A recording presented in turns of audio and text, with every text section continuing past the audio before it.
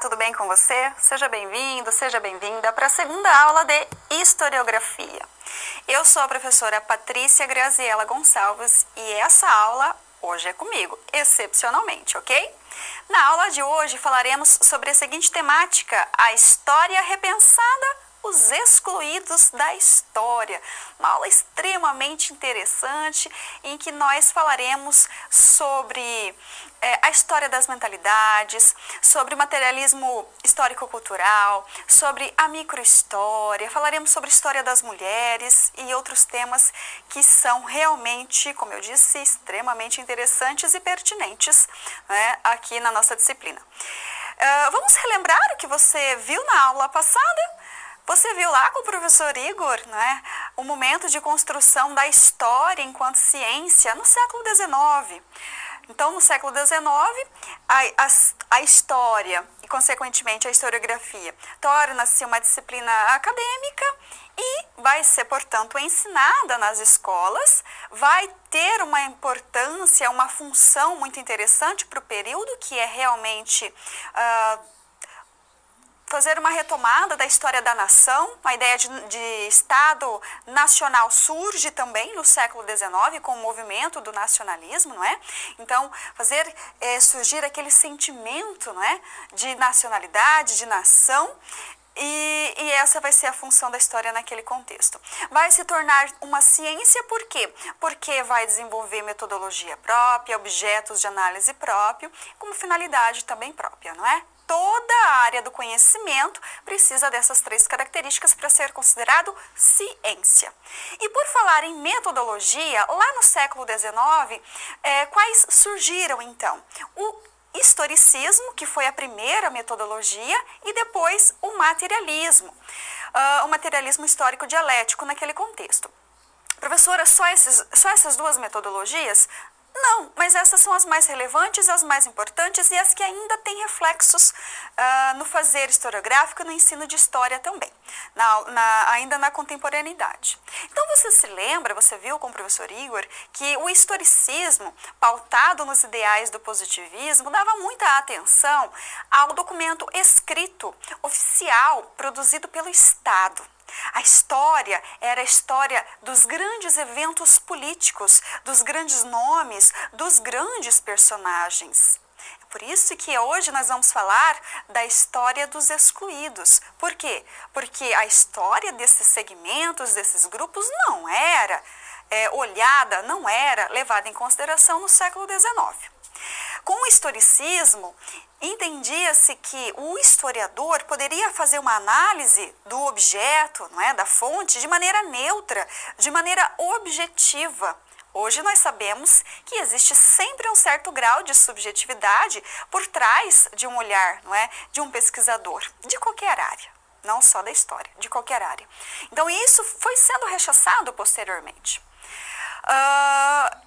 E aí nós temos também o materialismo que é o histórico dialético naquele contexto, fruto, não é, da teoria de Karl Marx. Então, o que é o materialismo histórico dialético? Vai analisar a história a partir da base material, da chamada infraestrutura.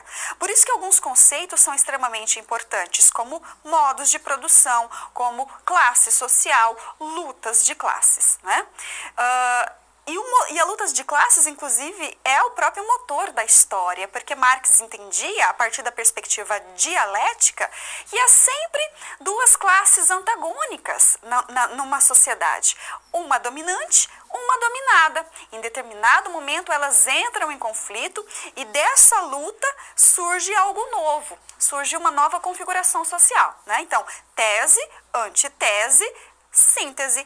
Isso é dialética, como você deve imaginar. Agora vamos lá para a nossa contextualização da aula de hoje. Olha só, nós temos no século XX já a consolidação dos fundamentos disciplinares, ou seja, da história enquanto uma disciplina acadêmica e enquanto uma ciência. Primeira, a crítica documental. Toda pesquisa historiográfica, ela parte de um documento. De uma fonte, nós chamamos de fonte, né? Pode ser um documento escrito, mas Não necessariamente, né? Pode ser um objeto. Hoje a gente fala da história oral, que se utiliza, portanto, da oralidade. Hoje existem múltiplas perspectivas, ampliou-se consideravelmente aí as possibilidades de analisar a história, né? Utilizando fontes também diversas. Então, o que é uma crítica documental? É fazer análise do documento que está sendo objeto de análise. Uma crítica, se for um documento escrito, uma crítica externa e uma crítica interna. A externa, vendo em que contexto ele foi produzido, quem o produziu, quais as características daquele período. Uma crítica interna, o conteúdo propriamente dito daquele documento.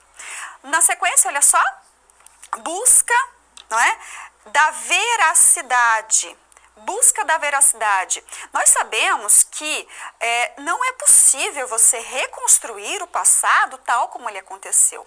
Até mesmo porque, se fosse possível, não é, o transporte no tempo, não é, e eu, Patrícia, professora Patrícia, e você fôssemos transportados para um determinado acontecimento histórico, voltaríamos com narrativas diferentes. Por quê? Porque tem sempre essa carga de subjetividade nessa análise, como eu disse para você, coisa que os historicistas desconsideravam, né, ali no século XIX, tá? Mas é possível, sim, você, a partir da análise documental, buscar a veracidade, não é, daquela narrativa. Existem alguns fatos históricos que são incontestáveis. Isso, não é, também aqui não está passível de discussão. Existem fatos históricos que são incontestáveis.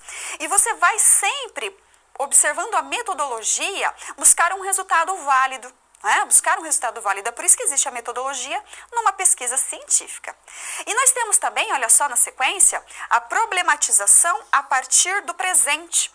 Então, a gente sempre vai fazer uma pesquisa histórica a partir de uma problematização, a partir de uma questão que está presente na nossa sociedade. Para a gente, então, conhecer o passado, ter ciência, não é, do presente e se projetar para o futuro. É tal da consciência histórica. E hoje a gente vai falar sobre os excluídos da história. Então, vamos lá para o quadro, novamente. Quem são os excluídos da história? São as pessoas, os grupos sociais marginalizados que, por não participarem da história vivida, também não participavam, né? Porque agora participam da história contada, da história escrita. Portanto, não tem fontes, não se tinha também fontes para fazer a análise desses segmentos, desses grupos, não é, marginalizados, como as mulheres, como os negros, como os trabalhadores, os pobres, não é? Isso se modificou bastante, não é, durante o século XX, e o alargamento das fontes também nos permite, né, a partir da incorporação de outras tantas fontes, fazer a análise da história desses que eram excluídos e agora estamos incluindo.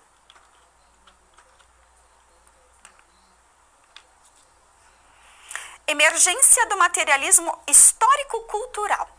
Vamos falar agora, então, sobre uma nova forma, uma nova metodologia de pesquisa historiográfica, tendo como base já o materialismo histórico existente, tá? Por quê? O materialismo histórico existente, aquele que eu falei para você no início da aula, histórico-dialético, que se desenvolveu no século XIX, enfocava o aspecto econômico.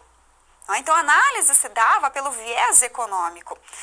A análise da infraestrutura. Quando a gente fala de uma infraestrutura, né, de uma determinada sociedade, a gente está falando da base material, da base produtiva, de como aquela sociedade, de como as pessoas daquela sociedade produzem.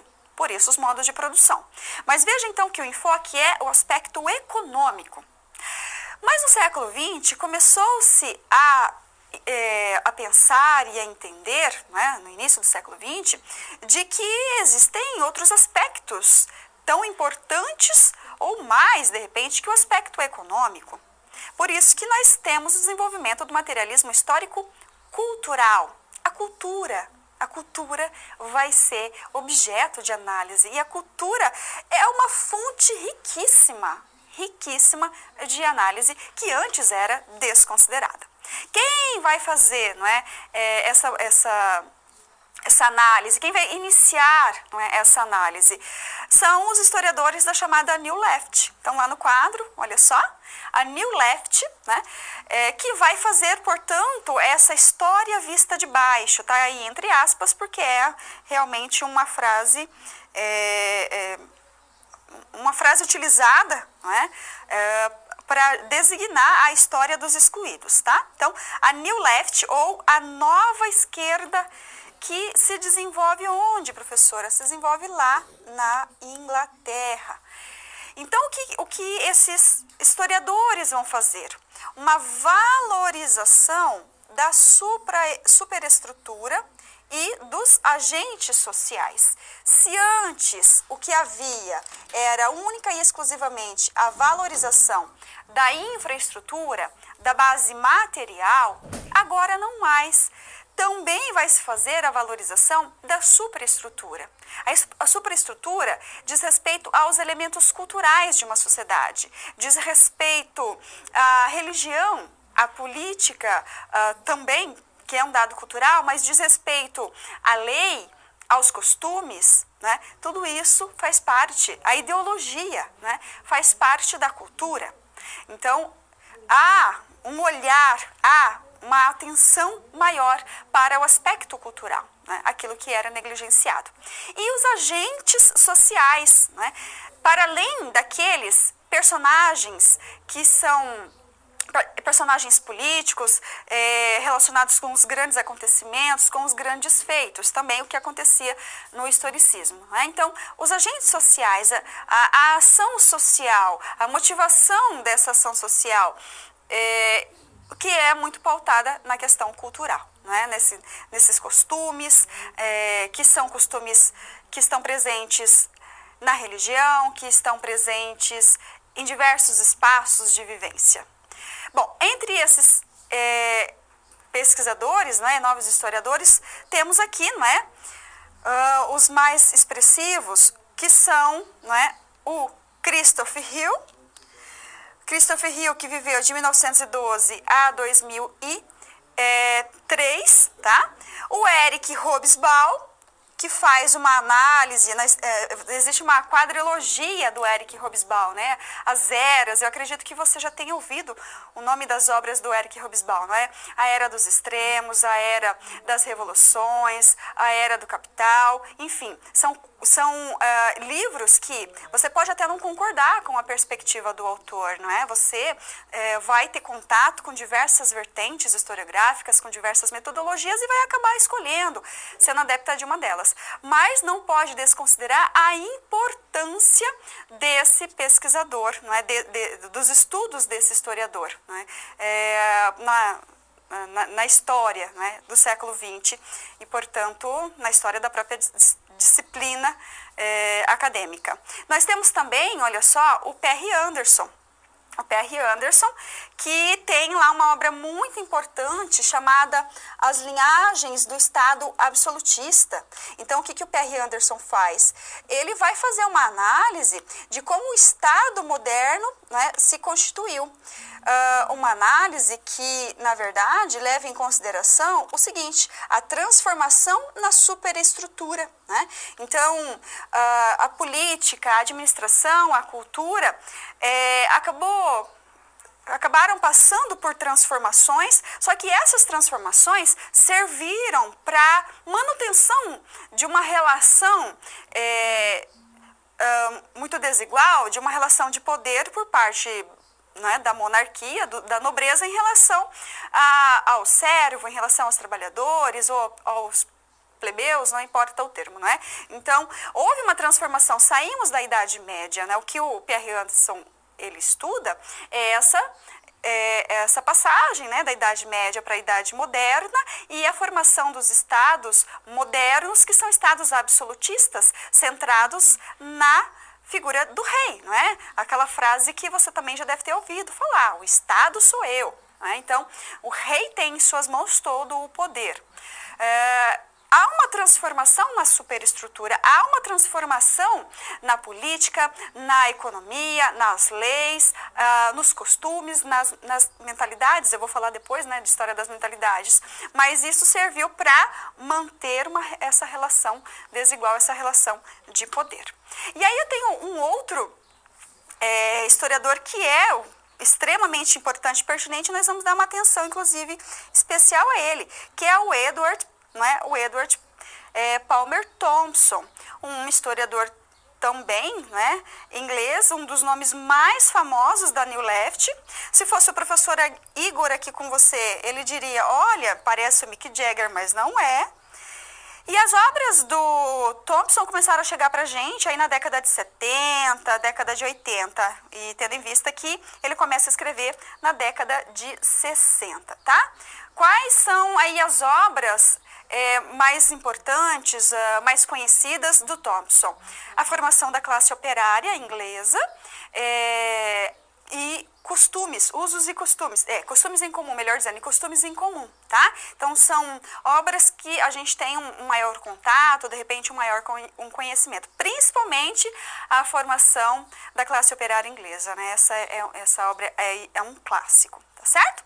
Vamos conhecer ali quais são os conceitos, né, que são renovados pelo Thompson, né? Primeiro, a ideia de experiência. A experiência que é vivida e percebida. Então, o Thompson dizia que para entender a dinâmica de uma sociedade, a forma como as pessoas pensam ou pensavam, é necessário entender a experiência das pessoas, a experiência vivida, né? Aquilo que é parte do dia a dia, do cotidiano. Para dar um exemplo, o Thompson estudou muito o século XVIII na Inglaterra. Então, vamos pensar que no século XVIII, a Revolução Industrial, ela na Inglaterra já está a todo vapor. Quais são as experiências de um dono, não é? de um dono de uma tecelagem e de um trabalhador dessa tecelagem? Né?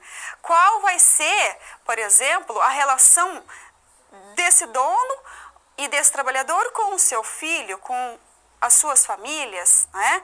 A gente sabe que a expectativa de vida durante a Revolução Industrial era muito baixa, né? Era cerca ali de 30 anos, quer dizer, né?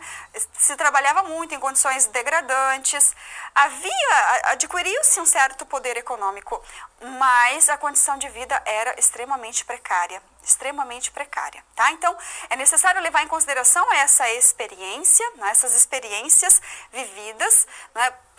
Na análise historiográfica, não é?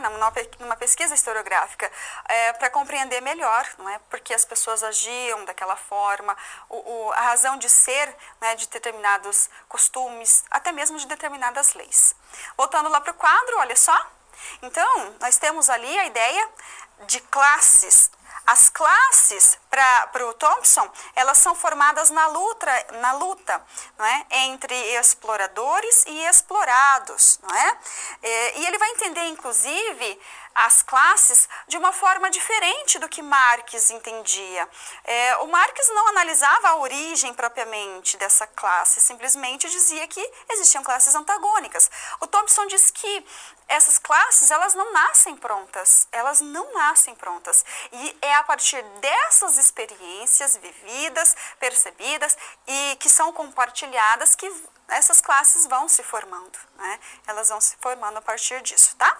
Ele faz, portanto, uma historicização da consciência de classe, fala sobre o padrão de vida versus a qualidade de vida. Ele diz que houve sim um aumento do poder aquisitivo, no entanto, a qualidade de vida deteriorou muito no século XVIII, né, no momento em que você tem lá a Revolução Industrial, e aí eu já disse para você que, né, inclusive, a expectativa de vida era extremamente baixa. E ainda, olha só, Ele fala sobre um historiador andarilho, né? Uma escrita cerrada entre as fontes. O que é o historiador andarilho? Ele é um historiador que, na sua narrativa histórica, precisa fazer com que o leitor seja transportado para aquele contexto, né? Mentalmente, mas transportado para aquele contexto, cheio de descrição do contexto, né? Rico em detalhes, para que haja realmente, não é, essa transposição, por assim dizer, não é? Para aquele período, para a compreensão realmente daquele fato, daquele contexto, daquela situação que está sendo objeto de análise.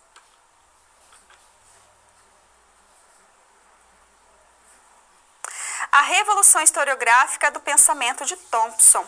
Então, o que eu vou trazer aqui para você nesse momento, já que você acabou de ver, não é? Alguns conceitos que foram renovados por Thompson, são dois exemplos, né? Dois exemplos a partir dos quais a gente pode observar como que, de fato, houve, a partir dos estudos, a partir das pesquisas de Thompson, uma verdadeira revolução historiográfica.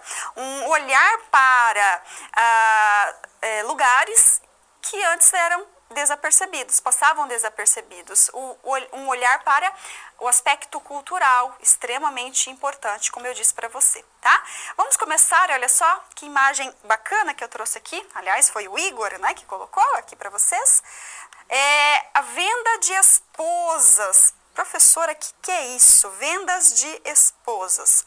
Dê uma olhada primeiro nessa imagem aqui, olha só, nessa imagem. Você tem aqui uma mulher, não é, ao centro. Essa mulher, ela está, ó, perceba que existe aqui uma corda, né? Ela está amarrada a um homem, tá? Amarrada a um homem. E aqui existe a ideia de que é realmente um mercado, não é? Um mercado. Essa obra, ela se chama Vendendo uma Esposa, foi produzida no século XIX por Thomas Rowlinson.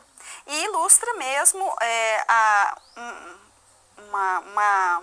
uma prática muito comum, ou talvez não tão comum assim, mas acontecia bastante no século XVII e também XVIII na Inglaterra, tá certo? Então, essa ilustração ela vai dar ao espectador a impressão de que a venda era uma prática divertida, mas não era bem assim, tá? Não era uma prática divertida.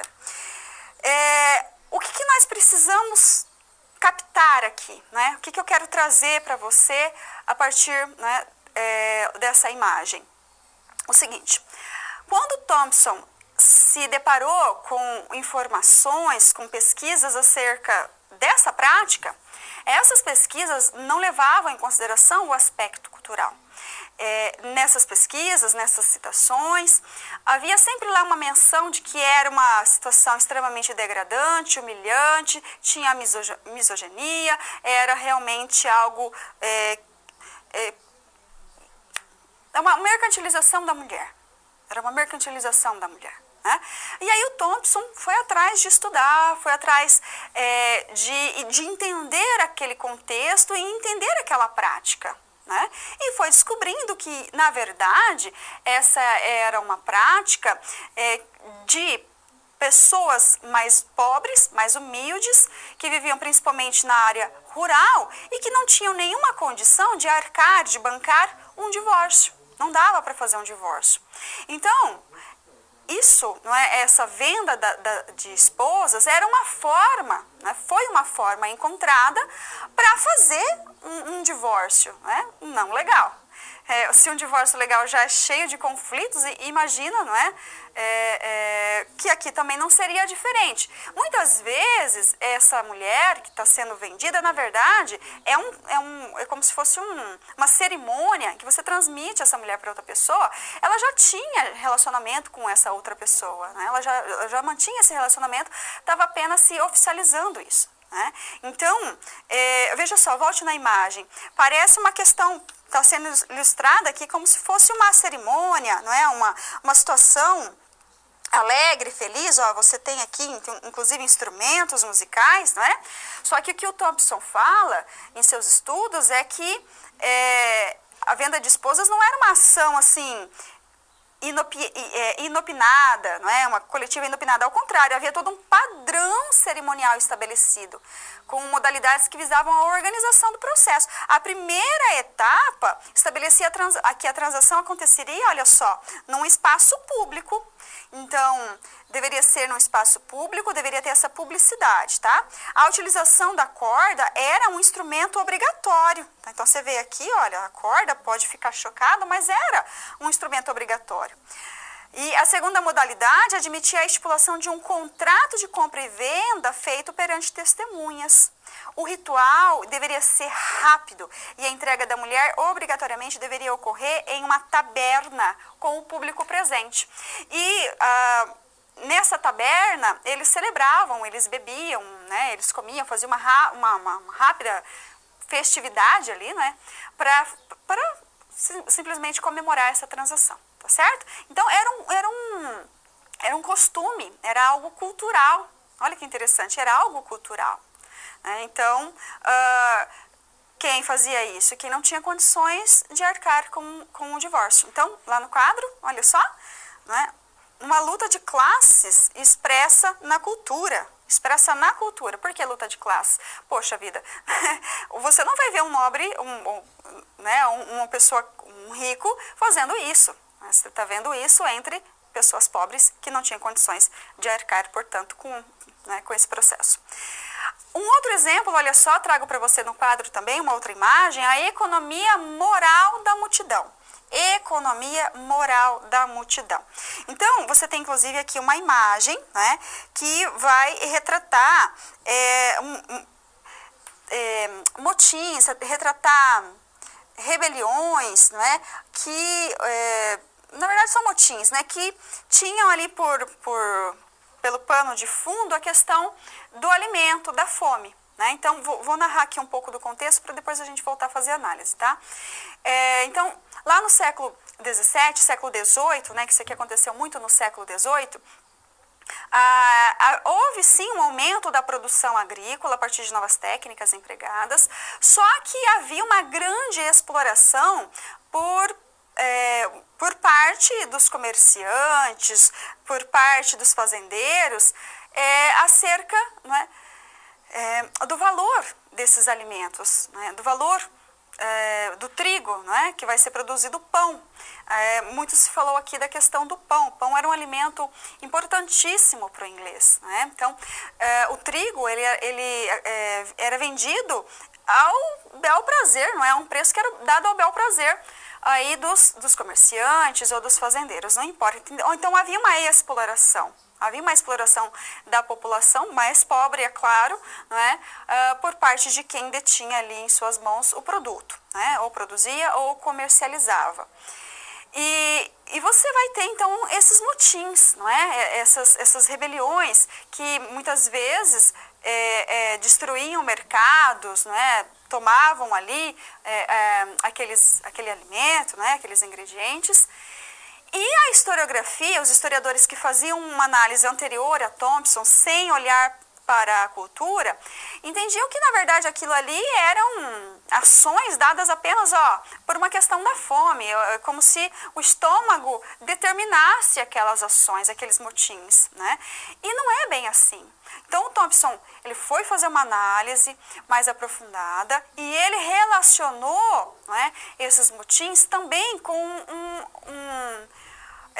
com o aspecto cultural, é claro, com a questão dos costumes, das normas morais existentes na sociedade.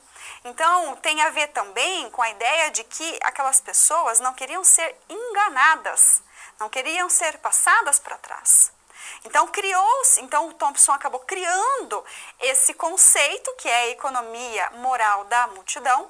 Ele já vai mencionar esse conceito na obra, né, Formação da Classe Operária Inglesa, que é de 1963, e depois ele menciona novamente num artigo publicado em 1971, que tem esse nome, não é? Economia Moral da Multidão, no século XVIII.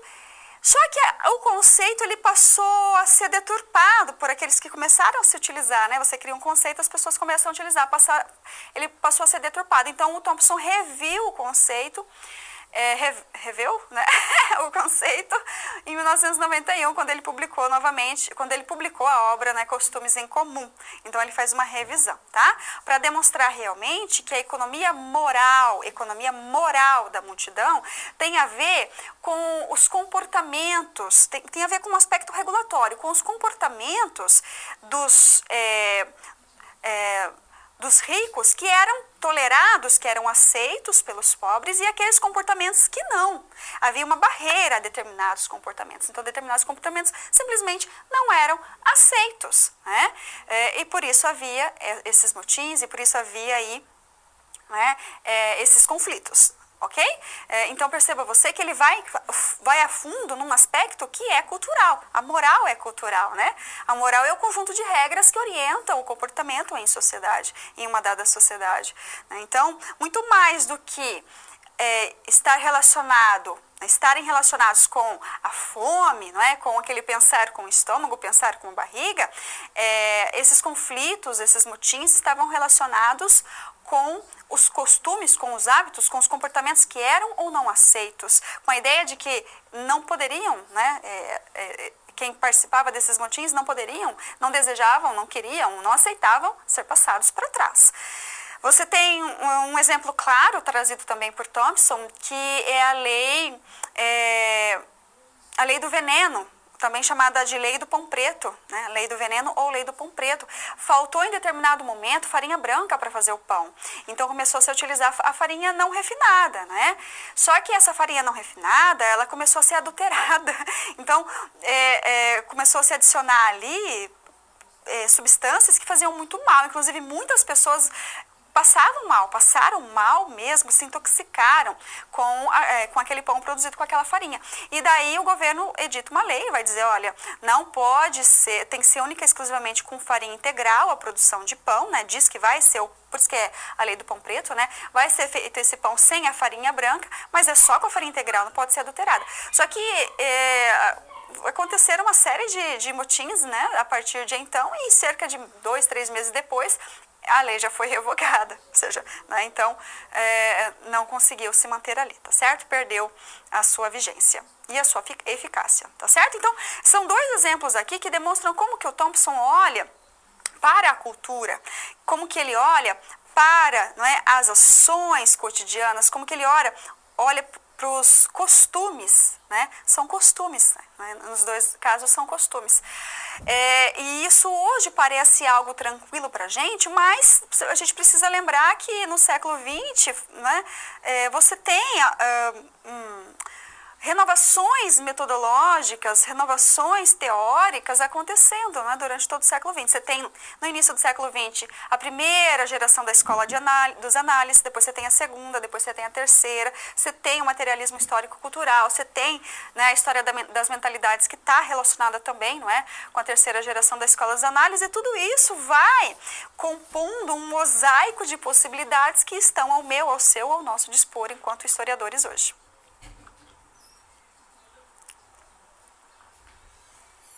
História das mulheres. Bom, estamos falando da história dos excluídos, né, dos grupos, dos segmentos excluídos. E nós sabemos perfeitamente bem que durante, não é, boa parte da nossa história, as mulheres foram sim excluídas da história vivida e, portanto, foram excluídas também da história escrita. Uma sociedade que é patriarcal, que é centrada na figura do homem, isso não só no Brasil, mas não é ao redor do mundo, geralmente é assim, e que, não é, legou à mulher um papel secundário, de cuidadora do lar, de mãe, né, a ideia de procriação, né, devia ser a procriadora, cuidadora do lar.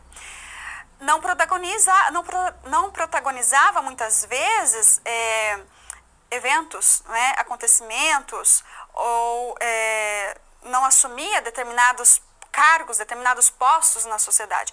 E isso começou a mudar. Então você começa a olhar para a história das mulheres a partir do momento em que você tem mulheres pesquisando, né, fazendo pesquisa historiográfica, quando elas são aceitas nas universidades. E para isso foi necessário o quê? Foi necessário um movimento, né, de reivindicação, movimentos de reivindicação. O feminismo, né? Então, o feminismo, ele lutou e ele luta pelos direitos das mulheres, não para ter mais, mas só para igualar as oportunidades, né? Para ter um tratamento igualitário, tanto na lei quanto na prática, né? Quanto a gente fala porque também sou do direito, né? A gente fala da igualdade material e da igualdade formal. Formal, lei, todos são iguais perante a lei, nós sabemos disso. Na prática, a igualdade material, ela precisa também, não é, ser pensada e entendida a partir de processos de exclusão, de estigmatização que existiram e existem na sociedade. Vamos falar então sobre o contexto de formação, não é, dessa história das mulheres. Primeiro nós temos as questões políticas. Então, olha só. Aqui você tem, inclusive, olha que bacana, né? Marcha das Mulheres pela Igualdade, Nova York, 1970.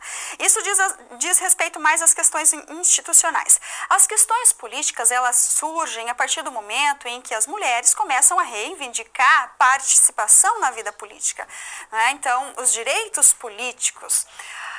A gente tem um movimento feminista que vai se desenvolver em alguns países, né? Você tem lá as chamadas sufragetes, você tem um movimento nos Estados Unidos, na Inglaterra e na Nova Zelândia, que vai ser pioneira, né? A primeira a permitir o voto das mulheres em 1893.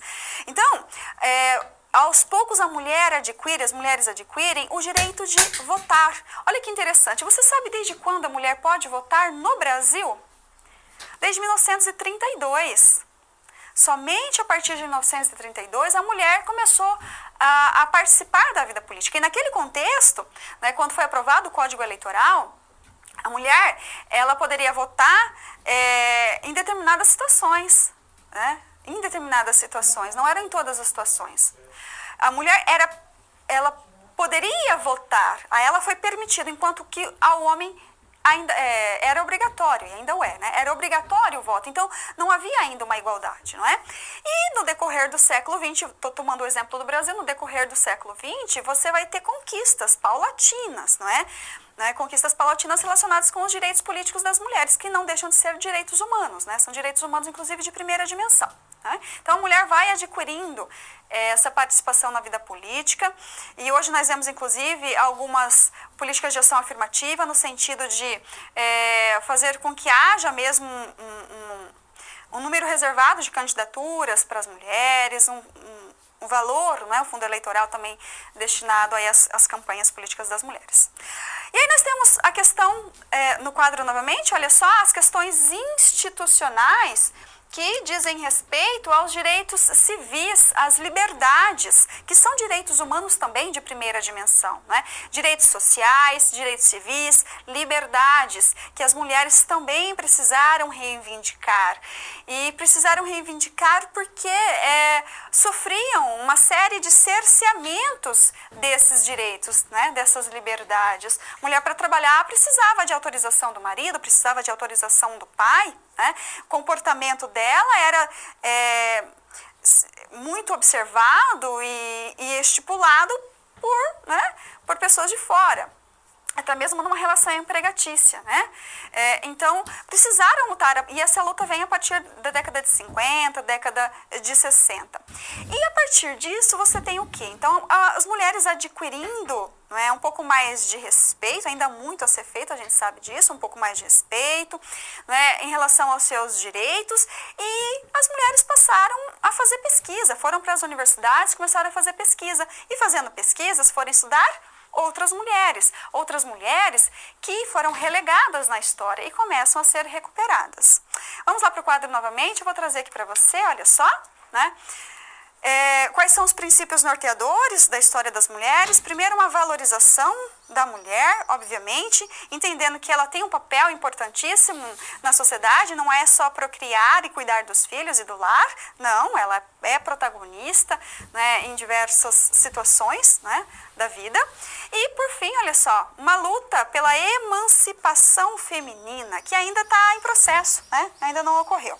Algumas representantes, Simone de Beauvoir, a Johann Scott e a Michelle Perrault, né, que são grandes pesquisadoras, escritoras, tem filósofa, tem historiadora, que vai realmente contribuir bastante aí para essa valorização e essa emancipação da mulher.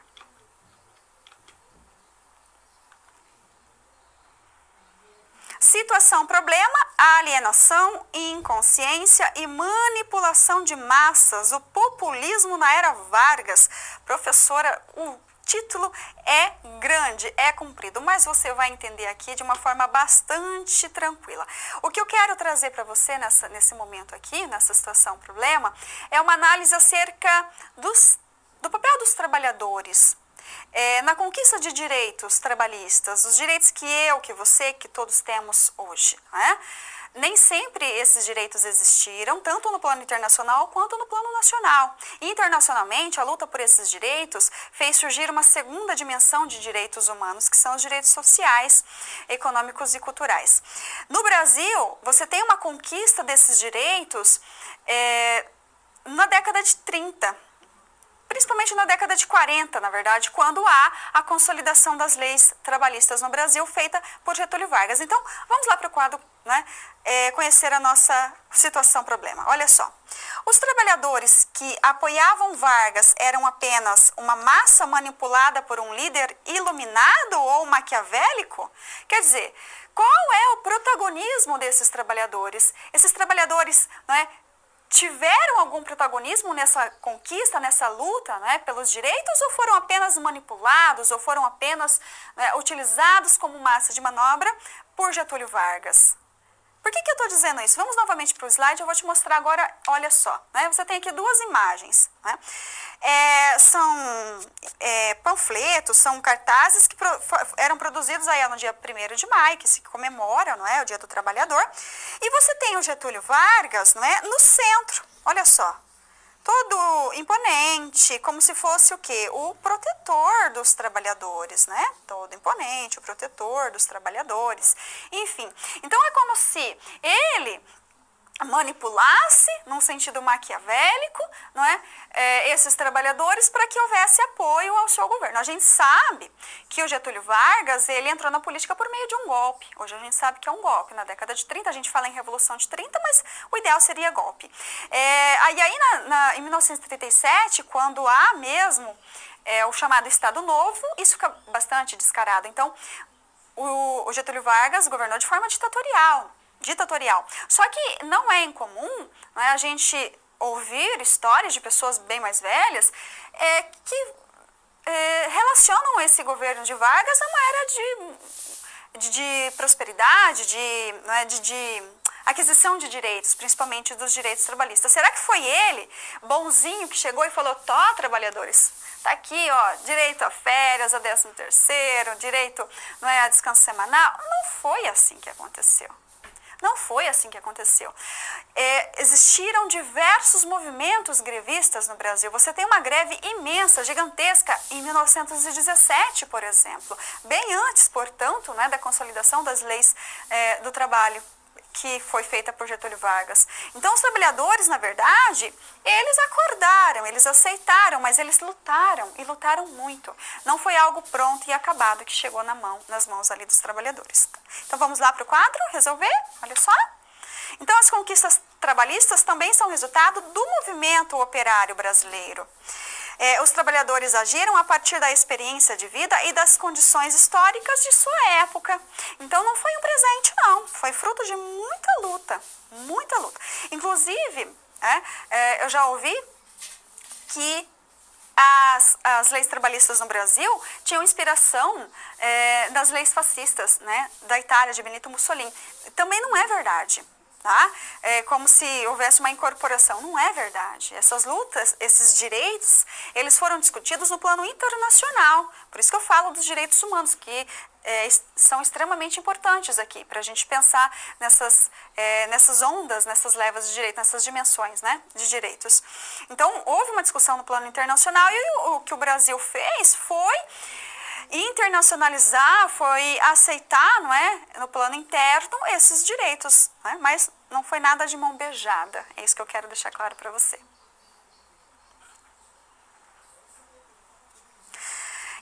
alienação. Você já escutou ou utilizou o termo alienação? Em qual contexto? Você considera o conceito de alienação uma noção analítica adequada? Sabe quando você, né, escuta algo do tipo, aquela pessoa alienada, ela é alienada, por isso que ela não luta? É algo nesse sentido. Eu quero deixar aqui um tempo para você pensar e já eu volto para a gente comentar.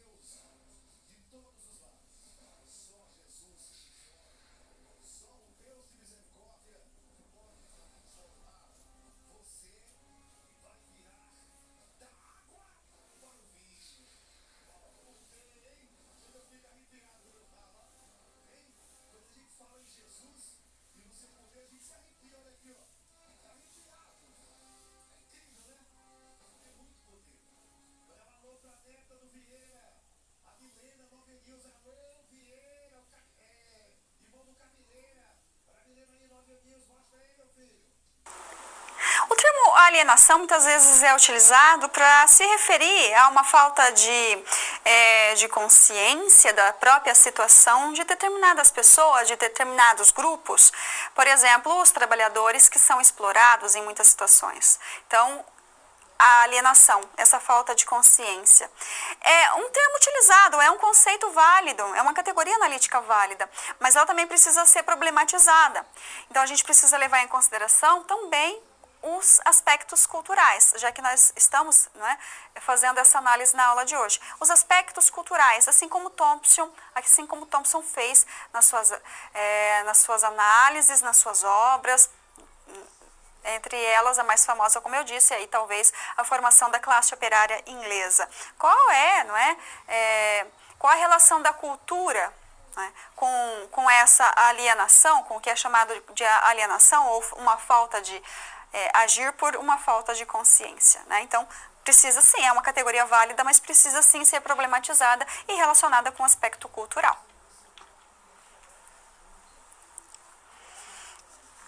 História das mentalidades. Eu gosto muito de história das mentalidades, bastante. Inclusive, na minha pesquisa de mestrado, eu acabei me utilizando um pouco, não é, aí dos conceitos, não é, dos pressupostos da história das mentalidades. A história das mentalidades analisa esquemas de pensamento, de percepção da realidade, de compreensão da realidade no longo prazo. Você precisa pegar um prazo mais longo para fazer a história das mentalidades. Por quê? Porque as mudanças políticas, as mudanças econômicas, elas acontecem assim, de maneira muito rápida, muito abrupta. Mas a mudança nas mentalidades, a mudança na forma de pensar, a mudança, não é, de ideias, de percepções, isso demora muito mais, né? Que vai incluir também o aspecto cultural, que vai incluir também a moral, que vai incluir também os costumes, ok? Mas essa mudança acontece de uma forma muito mais lenta. E a história das mentalidades, ela tem uma relação muito estreita com a terceira geração da escola dos análises.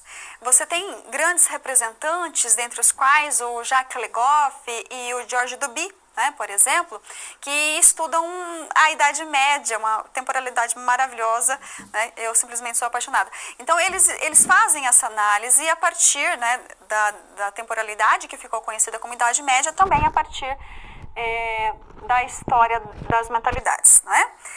Quais são as influências de outras áreas, as influências na história das mentalidades? Olha só, você tem lá a psicologia, que trata do inconsciente, não é?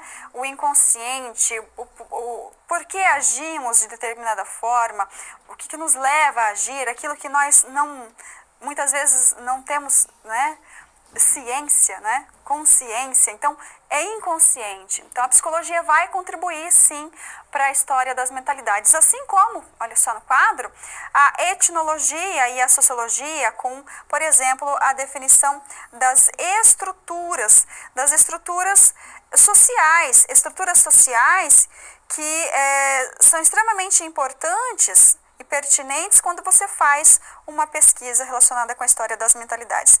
E a demografia, que faz uma análise estatística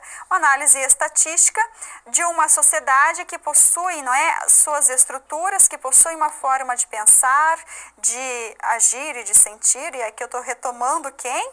O Emile Durkheim da sociologia, e faz uma análise estatística, então, dos diversos elementos que compõem essa sociedade, tá? Então, estudo do inconsciente coletivo olha só, vamos definir a história das mentalidades. Estudo do inconsciente coletivo na longa duração. Você tem alguns autores, como eu disse, ó, o Jacques Legoff, o Georges Duby, o Philippe Arrier, entre outros autores. Inconsciente coletivo. Então, para além do aspecto individual, já que a gente está falando de sociedade, já que a gente está falando, né, portanto, também da influência da sociologia. Então, um inconsciente coletivo. Por que determinadas pessoas agem daquela forma? Né? Porque elas pensam daquela forma. Essa é a história das mentalidades. E eu vou dar um exemplo aqui para você, olha, para você compreender um pouco melhor. Tá? Um exemplo que vem da transformação da mentalidade, que aconteceu de forma gradual, de forma lenta, sobre o trabalho, o dinheiro e a burguesia. O trabalho, o dinheiro e a burguesia. Nessas imagens aqui, você tem o quê? Você tem a representação da usura. A usura, você sabe, é o empréstimo de dinheiro a juros. A usura é o empréstimo de dinheiro a juros. Durante o período medieval, que é analisado por Jacques Legoff, por Georges Duby, a usura surge e é extremamente rechaçada, extremamente mal vista, repudiada pela igreja. Século X, a gente ainda não chama de igreja católica, né? A gente chama só a partir do século XII. A igreja já é a maior instituição do período medieval, né? A igreja é dominante, né? A igreja determina todos os aspectos da vida em sociedade. E ela vai condenar a usura, dizendo que a usura é um crime que vai lesar a Deus, não é? Uma ação que lesa a Deus. Por quê? Porque você faz um empréstimo a juros, você empresta hoje e vai cobrar daqui a um tempo.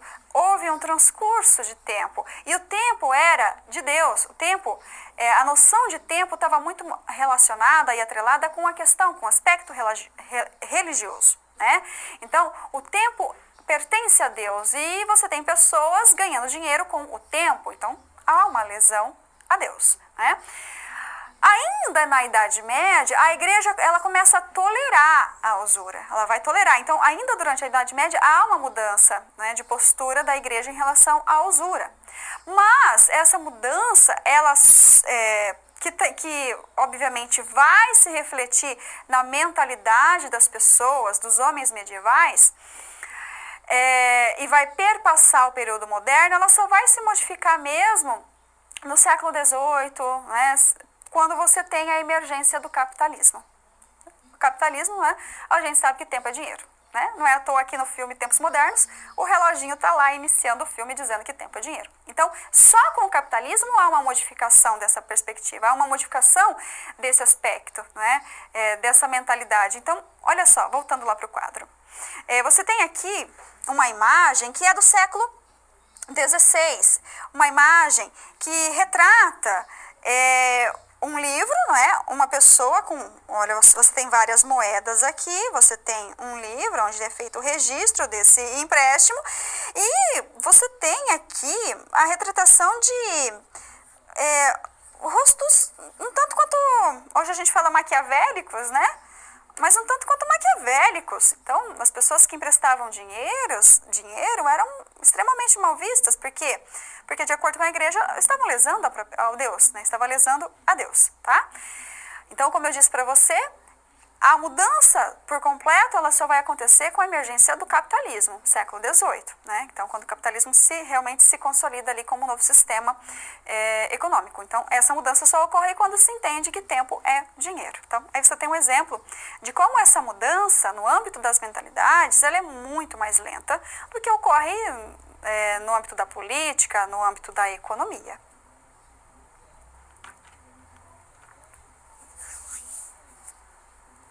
Microhistória. Esse tema é extremamente interessante e gostoso de trabalhar. Microhistória. O que é a microhistória, professora? É também uma metodologia, né, para se fazer a pesquisa historiográfica que é muito característica, né, está muito relacionada com a Itália, né, com os historiadores italianos, tá? Principalmente com o Carlo Ginzburg, que é o nome que a gente associa aí com a microhistória. O que é a microhistória, professora? A microhistória, ela é uma análise de situações, de agentes sociais no âmbito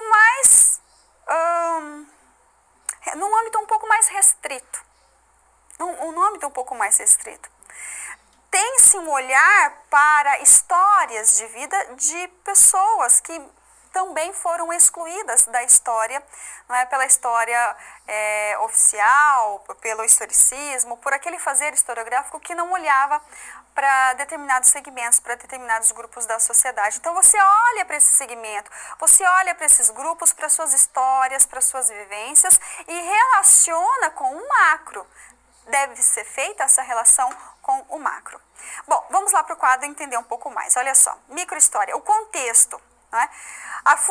Basicamente a fundação da historiografia italiana. Por isso que eu disse uma grande relação com os historiadores italianos. Né? É como se fosse a marca da historiografia italiana, é a microhistória.